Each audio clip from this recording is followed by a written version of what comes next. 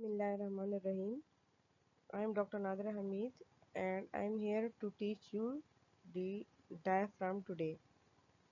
So proceeding towards the learning objectives today, at the end of the lecture you will be able to know what is diaphragm, where it is located, what is its origin and where it gets inserted, what is the nerve supply and blood supply of the diaphragm, what are the different openings in the diaphragm, and what are the main actions of diaphragm.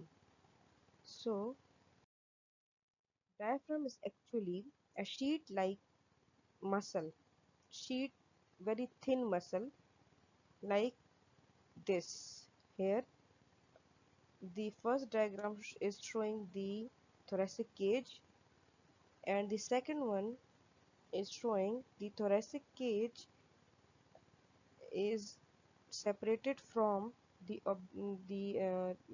the thoracic cavity is separated from the abdominal cavity by this dome-shaped structure, pink, reddish pink structure called diaphragm. The shape is dome shaped. It is actually a skeletal muscle because it is originated from the bones of the thoracic cage, okay? Thoracic cage and, as well as the lumbar vertebra. It separates the thoracic cavity above from the abdominal cavity below. So this is the partition between the thoracic cavity which is lying above and the abdominal cavity which is lying below the diaphragm, and diaphragm is the most important muscle of respiration. The shape of the diaphragm, it has got two domes, right dome on the right side of the body and left dome on the left side of the body. Means the right dome is present. This is the right dome. Here it is mentioned the right dome. It is actually present on the right side, and the left side, and here is the left dome. The extent, you can see the extent of the right dome, like कि कहाँ तक ये, अगर हम इसको locate करना चाहें तो ये thoracic cage में कहाँ तक extend करता है superiorly. So it reaches the upper border of the fifth rib. ये आपको fifth rib नज़र आ रही है, this one, counting from here 1 2 3 4 5. So on the left side you can see clearly the five ribs, but on the right side they have mentioned just four ribs, and the fifth one is like in the cut section of the fifth one is visible, this one, but it has been removed just to show you the extent. ठीक है, so right side पे जो right dome है ये fifth rib के upper border तक extend करता है. ये देखें, ये fifth rib है, this one on the left side, तो ये इसका अपर बॉर्डर है, इसके अपर बॉर्डर तक राइट डोम जो है वो एक्सटेंड करता है. ठीक है, जबकि जो लेफ्ट डोम है it reaches the lower border of the fifth rib. This is the lower border of the fifth rib. So the left dome lies at the level of the lower border of the fifth rib. मतलब एक ही rib का फर्क है. The right dome extends to the upper border of the fifth rib, जबकि जो left dome है वो फिफ्थ रिब के लोअर बॉर्डर तक एक्सटेंड करता है. ठीक है, now the third thing is central tendon. अब डायफ्राम की जो दो स्ट्रक्चर्स था आपको पता चल गए. This is the right dome, this is the left dome. In centre here behind the sternum where the heart lies, here the heart lies on the central tendon. ये जो आपको ग्रेश वाइटिश पोर्शन नजर आ रहा है जहाँ पे pointer आपको move करता हुआ नजर आ रहा है, this area here it has been highlighted as central tendon of diaphragm. ये पूरा central tendon है. ठीक है, इसका like what is central tendon? जितनी भी diaphragm के muscle fibers हैं जो origin जिन्होंने लिया हुआ है तो वो कहीं जाके insert हो रहे हैं. So वो जो insertion है वो अभी आगे आप स्लाइड देख लेंगे. जो इंसर्शन पॉइंट है that is the central tendon of the diaphragm. ठीक है, सारे के सारे फाइबर्स बिल्कुल सेंटर ऑफ द डायफ्राम में आके एक दूसरे के साथ अटैच होते हैं, इंसर्ट होते हैं. This is called central tendon. ये सेंट्रल टेंडन है, ये लेफ्ट डोम है, और ये पॉइंटर को देखें, this is the right dome. ठीक है, नाउ सेंट्रल टेंडन जो है it lies at the level of xiphisternal joint, जो हमने उस दिन पढ़ा था। This is the xiphisternal joint, xiphoid process है, बॉडी ऑफ द स्टर्नम है, बीच में जिफिस्टर्नल जॉइंट है, इसके ऑपोजिट जो है वो ये सेंट्रल टेंडन जो है वो लाई करता है। Now the points which you should note कि the right dome is higher than the left dome. Why पूछा जाता है? Because right dome के just below the liver is lying over here, okay, on the right side. यहाँ पर जो ये dome shape structure है इसके बिलो लिवर लाई करते हैं, सो लिवर ने इसको थोड़ा सा पुश किया होता है other than the left dome.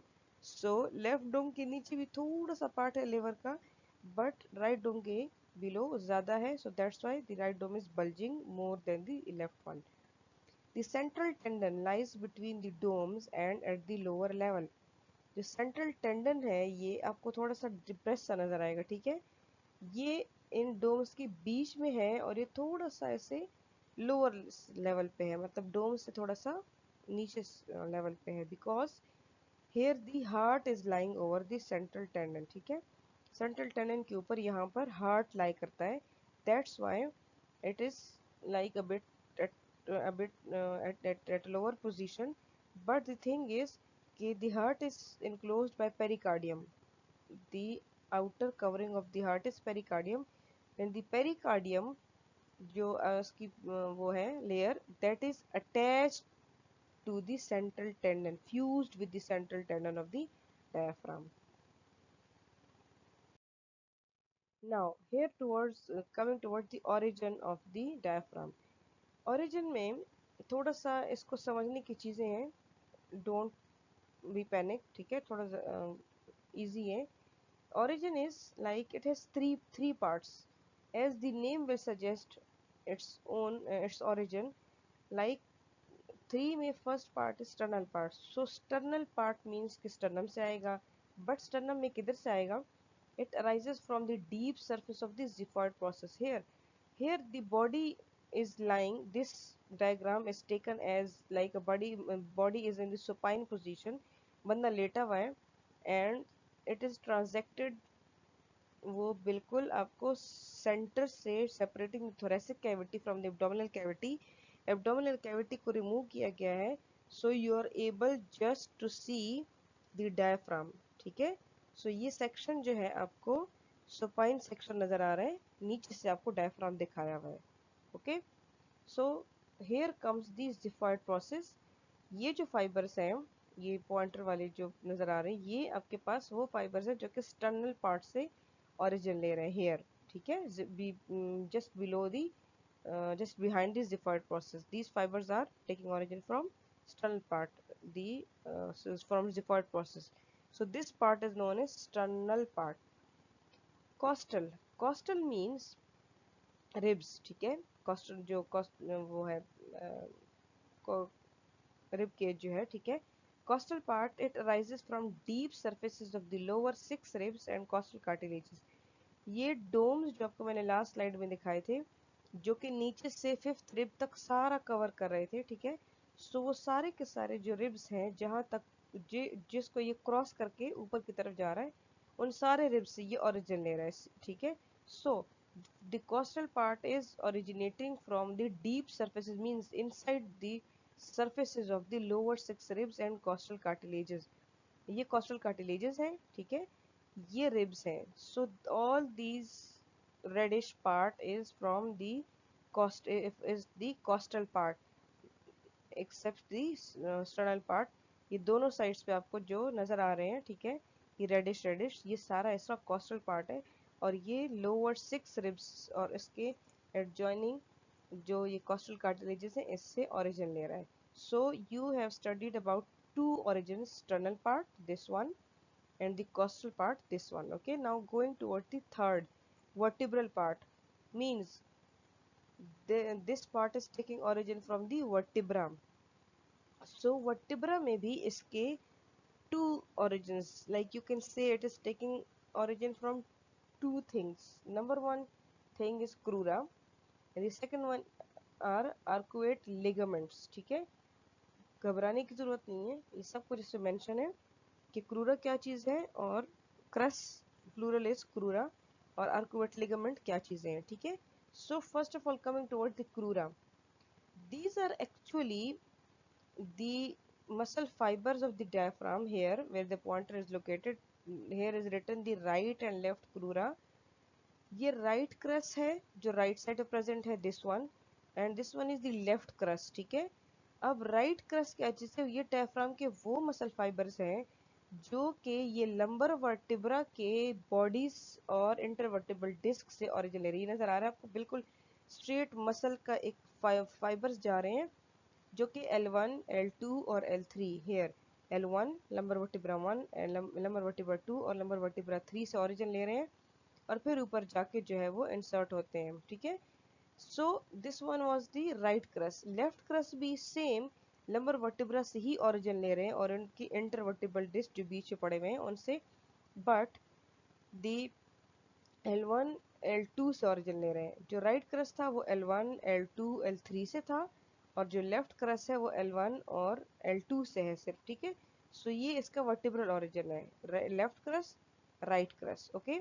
L1 L2 L3 and the left one is L1 L2, ठीक है। लंबर वर्टिब्रा 1 लंबर वर्टिब्रा 2 और इन सब के जो इंटरवर्टिबल डिस्क हैं बीच में उनसे, इनको हम बोलते हैं क्रस, क्रूरा बोलते हैं, ठीक है। कंबाइंड प्लूरल में these are called crura.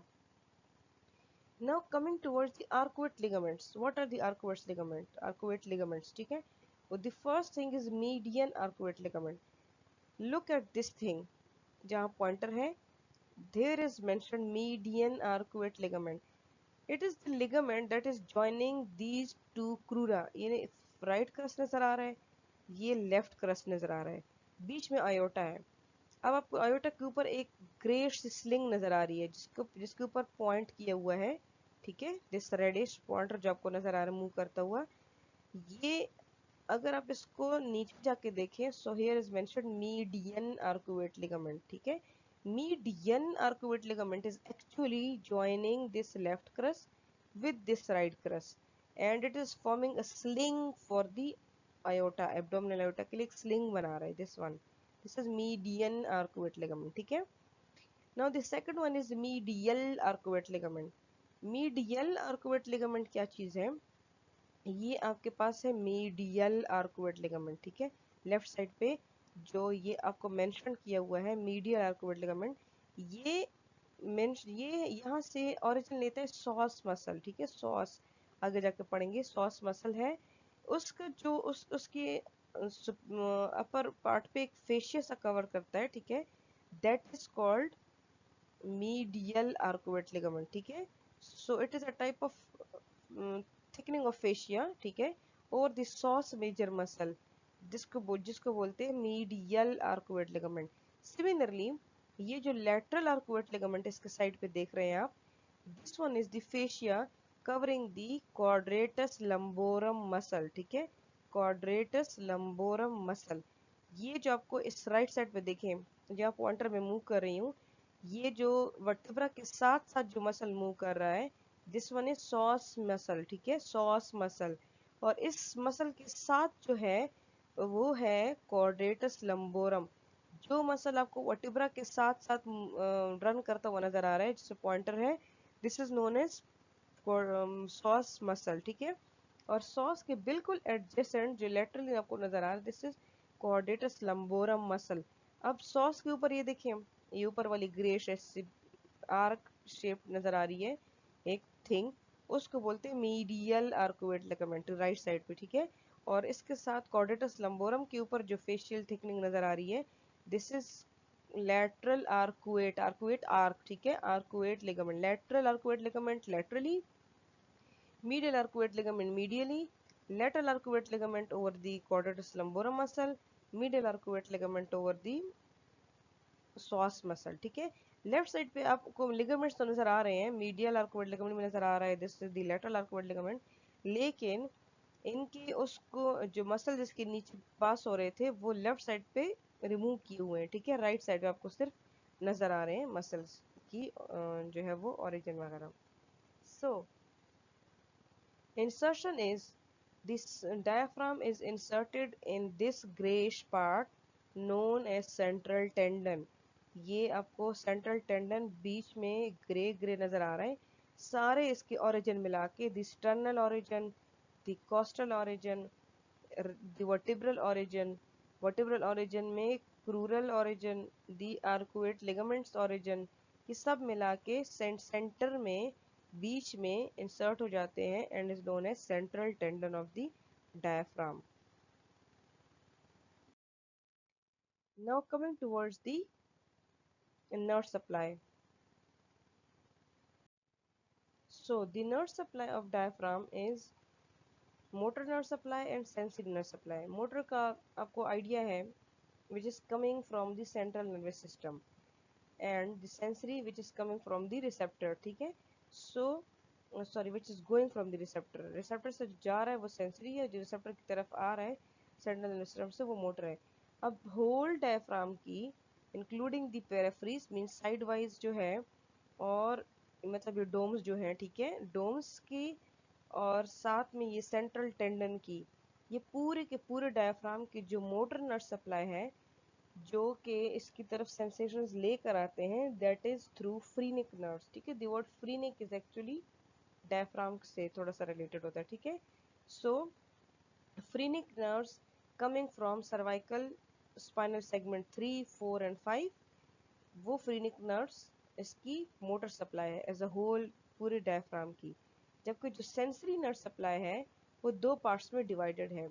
Central part mean central tendon का पार्ट, और पेरिफेरल मीन जो डोम का पार्ट है. ठीक है, राइट और लेफ्ट डोम जो है. जो सेंट्रल पार्ट है, जो कि सेंट्रल टेंडन है, वो सेंसरी सप्लाई भी फ्रीनिक नर्व्स ही है. ठीक है, but the peripheral part is supplied, the dome part is supplied by lower six intercostal nerves.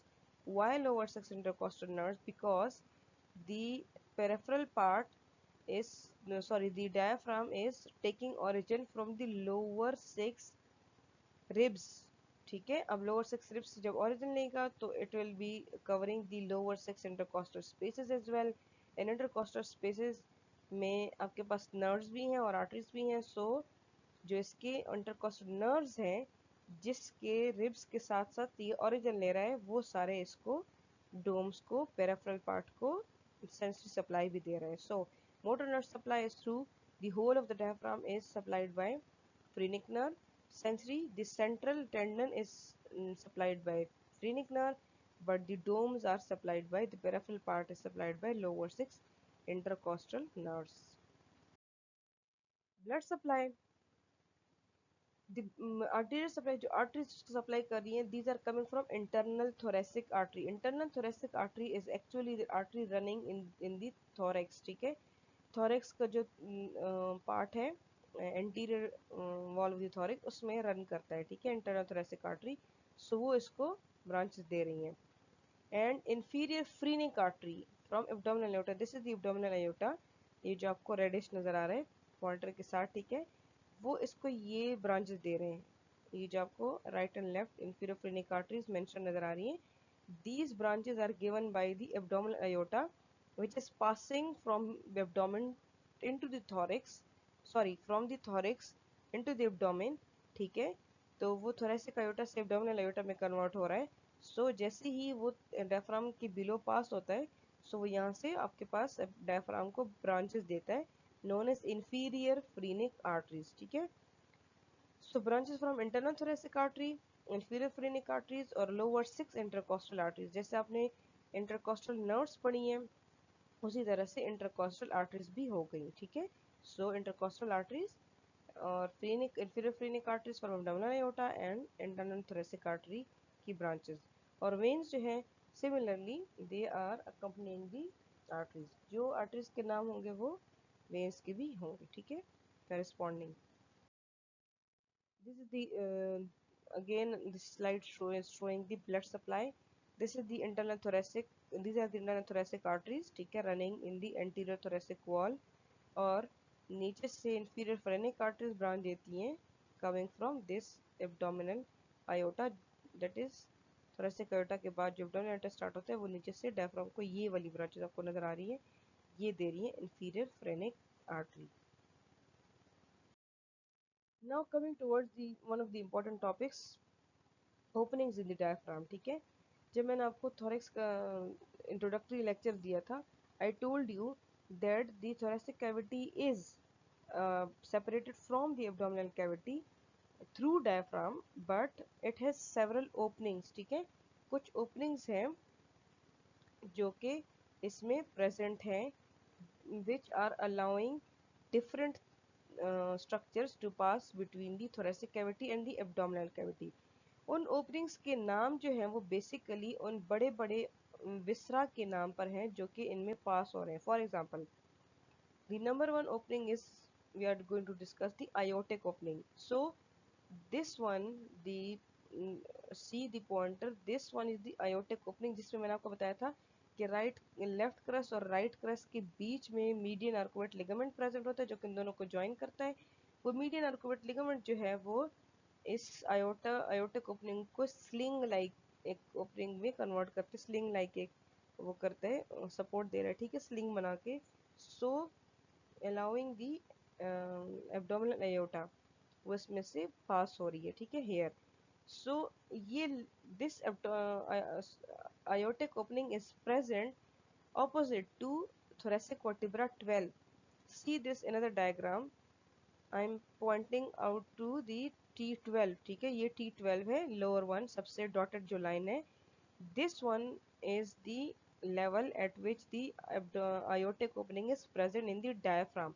मतलब डायफ्राम में या जो blackish thing, the blackish line you are seeing here, this is the diaphragm, showing the diaphragm। okay, the T12 level पे जो सबसे पहली आपको opening नजर आ रही है, this one is for the abdominal aorta known as aortic opening। abdominal aorta के साथ साथ ये thoracic duct और एजाइगस वेन को भी ट्रांसमिट करता है। ठीक है, structures passing through the aortic opening at the level of T12 are abdominal aorta means thoracic duct and azygos when. ये तीन चीजें T12 लेवल पे aortic opening में पास हो रही हैं। The second one is esophageal opening, which is present at the level of T10। Okay, ये थोड़ा सा मीडियन प्लेन के साइड पे, लेफ्ट साइड पे प्रेजेंट होता है। So look at the second diagram, you can see the T10 here। The esophagus is passing, the main structure that is passing through this opening is called esophagus। okay, so opposite the T10 you can see the esophagus here। okay, but in esophageal opening present at the level of T10, along with the esophagus, right and left vagus nerves are passing, left gastric vessels are passing, lymphatics from the lower third of the esophagus are also passing through it। okay, ये सारी चीजें जो है वो esophageal opening में पास हो रही हैं। The third one is caval opening। caval word is taken from inferior vena cava, caval। ठीक है, inferior vena cava जो caval opening है, that is present at the level of T8। it is present to bit right of the median plane। okay, ये esophageal opening थोड़ी left पे थी, केवल opening थोड़ी राइट पे है मीडियन प्लेन से, और जो aortic ओपनिंग है वो बिल्कुल मीडियन प्लेन पे प्रेजेंट है। So at the T8 level, look at the second diagram, you can see T8, the dotted line is showing and it is crossing the diaphragm at the level of T8, having the inferior vena cava, the blue structure passing through it. This is the inferior vena cava, and along with the inferior vena cava, the right phrenic nerve is also passing in this opening. So you can memorize like this: aortic opening is present at T12 and it is transmitting aorta thoracic duct azygous vein. Esophageal opening is present at T10 and it allows the esophagus, right and left vagus nerves, left gastric vessels, lymphatics from the lower third of the esophagus through it. And caval opening present at the T8, that is allowing to pass the inferior vena cava and right and left phrenic nerve, sorry, only the right phrenic nerve। अच्छा, इन openings के साथ साथ कुछ और openings तो नहीं, छोटे छोटे स्ट्रक्चर्स हैं जो कि इस डायफ्राम में से पास होते हैं। So these include sympathetic splanchnic nerves which pierce the crura. ठीक है, दोनों तरफ से क्रूरा को पियर्स करके पास होते हैं। सिंपैथेटिक ट्रंक्स भी पास होते हैं posterior to the medial arcuate ligament, दोनों साइड पे।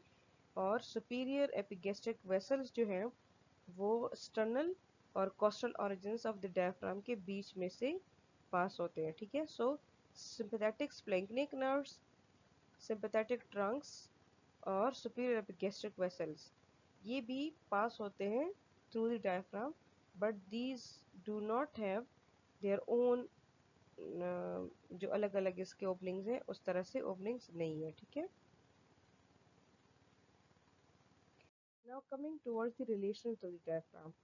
रिलेशंस का मतलब ये है कि इस इन जो स्ट्रक्चर हम डिस्कस कर रहे हैं उसके आगे पीछे में anterior, posterior, superior, right, left, lateral, medial क्या प्रेजेंट है, ठीक है। So coming towards the relations of the diaphragm. The diaphragm is related superiorly to the pleura and lungs on both sides, ठीक है। At the superior region, sorry, area of the domes of the diaphragm, here the right lung is present covered by the pleura, here the left lung is present covered by the pleura, ठीक है। और pleura जो है आगे इंशाल्लाह lecture में पढ़ेंगे। So it will also cover the this superior surface of the diaphragm as well. So the domes means the sides are related to the pleura and lungs, and the central tendon is related superiorly to the heart, ठीक है, heart covered by pericardium।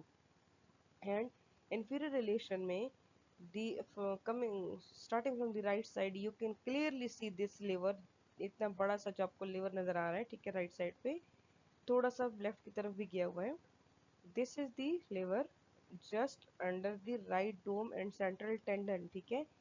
stomach and spleen, this one is stomach, see, and the side of the left dome जो है वो आपको spleen नजर आ रहा होगा, ठीक है। so this is spleen, this is stomach, this is related to the present under the left dome, ठीक है। और right and left kidney जो है वो दोनों domes के adjacent पड़े होते हैं, ठीक है, बैक पे posterior side पे। the right kidney is present at the here the right kidney is present at the right dome just posterior, and the left kidney में जो है वो लेफ्ट डोम के साथ पड़ी होती है, ठीक है। इन सब स्ट्रक्चर्स के पोस्टीरियर जो स्ट्रक्चर आपको नजर आ रहे हैं इनके बैक पे किडनीज प्रेजेंट होती है। Now coming towards the actions of the diaphragm. अब जब डायफ्राम कॉन्ट्रैक्ट करेगा then what changes it can brought in your body, ठीक है। First of all we said it is the primary muscle of respiration. So when the diaphragm will contract, what will happen, it will cause decrease in intrathoracic pressure, ठीक है। जैसे ही diaphragm contract करेगा तो आपके thorax का जो internal pressure है वो कम हो जाएगा, ठीक है। तो डायफ्राम कॉन्ट्रैक्ट करेगा वो नीचे की तरफ मूव करेगा, मींस वो एब्डोमेन का प्रेशर बढ़ाएगा और थॉरिक्स का प्रेशर कम करेगा। जब थॉरिक्स का प्रेशर कम होगा it will lead to suction of air into the air, means inspiration होगी, क्योंकि थॉरिक्स का प्रेशर कम है, डायफ्राम एब्डोमिनल कैविटी की तरफ हो गया है, ठीक है। जो एब्डोमिनल कैविटी का प्रेशर उसने बढ़ा दिया है, ठीक है, और थॉरिक्स का प्रेशर कम हो गया। जब थॉरिक्स का प्रेशर कम हो गया it will lead to inspiration of the air, ठीक है। तो आप एयर इनहेल करेंगे। दूसरा काम इससे क्या होगा, दूसरा action, suction of venous blood in the thorax, ठीक है, then into the right atrium, means it will increase venous return. जो इंफीरियर वेना केवा है जो कि पूरे लोअर बॉडी से आपकी ब्लड को करता है, पंप करता है, ठीक है। Inferior vena cava is passing in the diaphragm.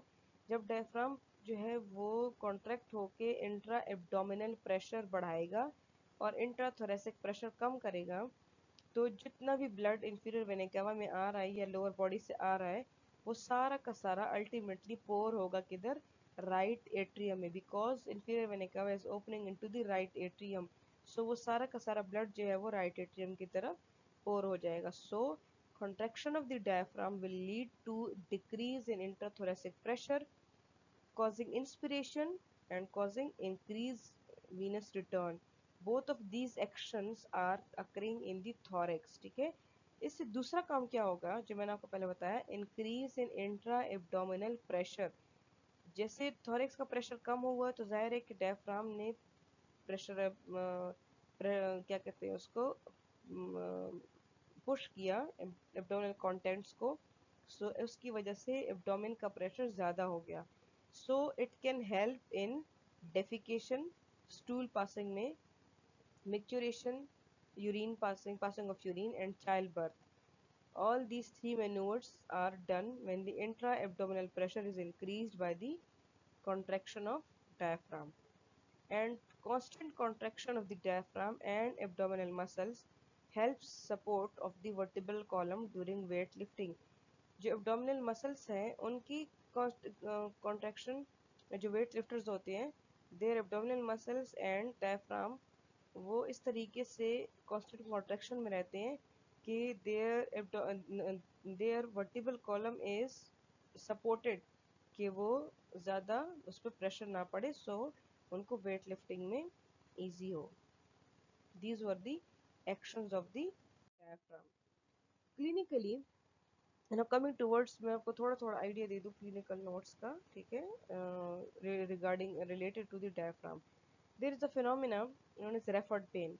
Referred pain का मतलब ये है कि the pathology means the disease is somewhere else but the pain is but the patient is feeling the pain somewhere else. ठीक है, pen कहीं और है और डिजीज कहीं और है, ये वाला चक्कर है. ठीक है, रेफर्ड पेन. ठीक है, so the pain caused by pleurisy, जो प्लूरा की इरिटेशन होगी या उसकी जो है वो इन्फ्लेमेशन होगी. ठीक है, या peritonitis. Peritoneum is the covering of the abdominal cavity. जैसे प्लूरा कवर कर रहा है थोरेसिक कैविटी को, इसी तरह एब्डोमिनल कैविटी को पेरिटोनियम कवर कर रहा है. सो डायफ्राम के ऊपर प्लूरा पड़ा है, डायफ्राम के नीचे पार्ट पे पेरिटोनियम पड़ा है.